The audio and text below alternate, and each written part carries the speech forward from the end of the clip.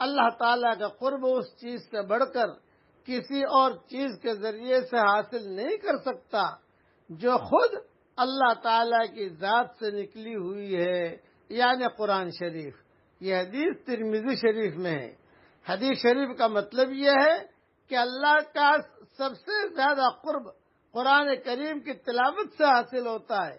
اور دوسرا جو اہم مضمون ہے اور وہ یہ ہے کہ جب تک بندہ نماز میں مشغول رہتا ہے بھلائیاں اس کے سر پر بکھیر دی جاتی ہے، جیسے دلہے اور دلہن کے سر پر پھول بکھیرتے ہیں نا، کوئی بڑے مولوی صاحب آتے ہیں تو پھول بکھیرتے ہیں، تو یہاں بھلائیاں جب تک ہم نماز میں مشغول رہیں گے سمجھ لو کہ اللہ تعالیٰ کی طرف سے بھلائیاں بکھیر رہے ہیں، فرشتے بکھیر رہے ہیں، بھلائی میں یہ آدمی ڈوبا ہوا ہے۔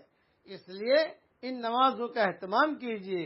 2 رکعت نماز میں پڑھنے کی توفیق مل